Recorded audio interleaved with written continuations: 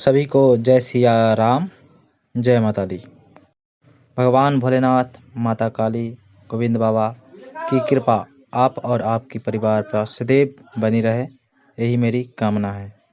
ये मेरी जो चैनल है वो नया है। गोविंद जी की साथ चैनल को लाइक, शेयर और सब्सक्राइब जरूर कर ले और बेल आइकन को ऑल पे सेट कर ले।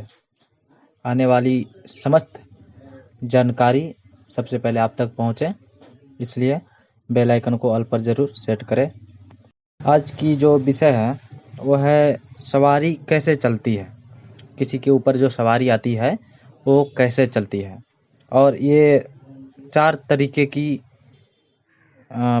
चलने वाली सवारी होती है, जो साधक 4 तरीके से इन्हें चला सकती है।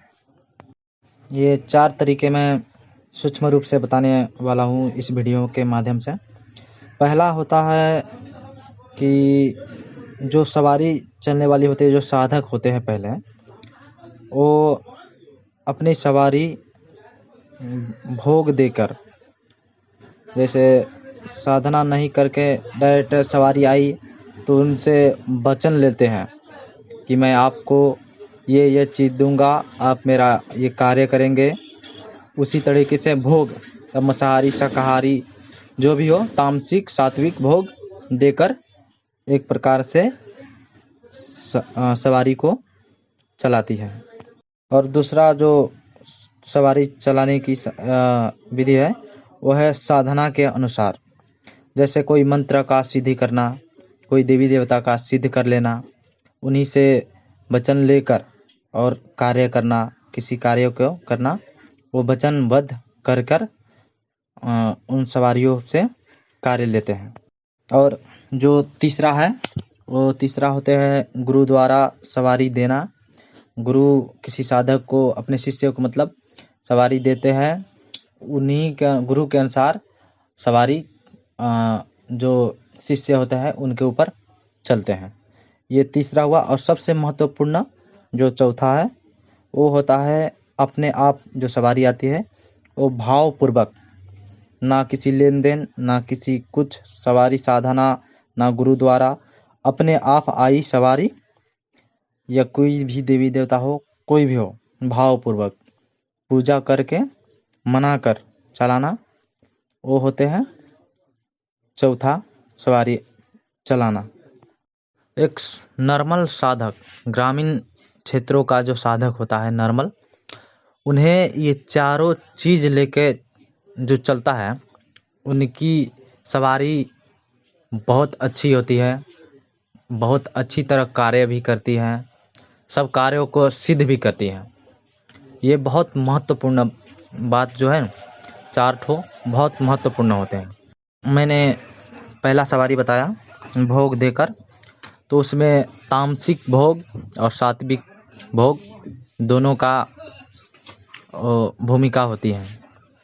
तामसिक देने से थोड़ी अच्छा नहीं होता है, पर सात्विक देकर आप कार्य कर सकते हैं। वो अपने गुरु को हाथ में होता है भोग दिवाना। शुरू जब सवारी जब आने लगता है किसी साधक के, उसी वक्त पहले ही सबको वचनबद्ध करना पड़ता है, वचन लेना पड़ता है कि आप मेरा कार्य किस प्रकार करेंगे, तामसिक भोग से करेंगे कि सात्विक भोग से करेंगे। साधक को अनिवार्य सात्विक भोग ही चुनना चाहिए। दूसरे में है साधना से चलने वाली सवारी। साधना से चलने वाली सवारी होते हैं, जैसे गुप्त नवरात्रि में साधना करिए, या कोई भी नए पर्व में, दीपावली, छठ या कोई भी पर्व में आप साधना से सवारी को चला सकते हैं। और तीसरा जो होता है वो गुरु द्वारा दी हुई सवारी बहुत अच्छे होते हैं, वो बहुत अच्छी तरह कार्य भी करते हैं, क्योंकि वो गुरु के हाथ में है। जो भी करते हैं गुरु के आगे अनुसार ही करते हैं। शिष्य के पास अपना बस सवारी होती है, गुरु के आदेश से जो भी कार्य करना होता है वो सब वही करते हैं, उनसे आदेश लेकर ही सवारी बुलाकर और कार्य करते हैं। तीसरा जो चौथा और लास्ट है वो होता है भावपूर्वक, जो भगवान के प्रत्येक देवी देवता को प्रत्यक्ष कर कर सुबह पूजा करना, प्रत्येक दिन पूजा करना, हनुमान चालीसा का पाठ करना, भोग देना, गुरु भी बनाना, ये सब चारों में से सबसे महत्वपूर्ण है भावपूर्वक। भक्ति में सबसे ज़्यादा जरूरी है भाव। जो भाव से जो देवी देवता चलते हैं ना, वो सबसे अच्छे कार्य करते हैं, सबसे अच्छे। जितना भाव होता है उतना सवारी का आना जाना, कार्य करना सबसे महत्वपूर्ण हो जाती है।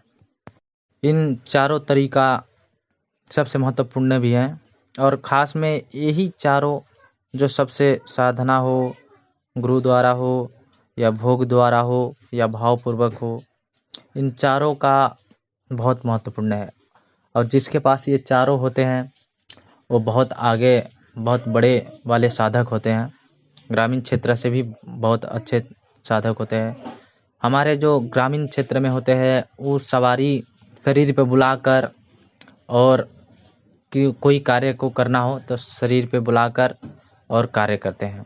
और इन चारों प्रकार का जो सिद्धियाँ हो, ज्ञान हो, वो सवारी शरीर पे नहीं बुलाते हैं।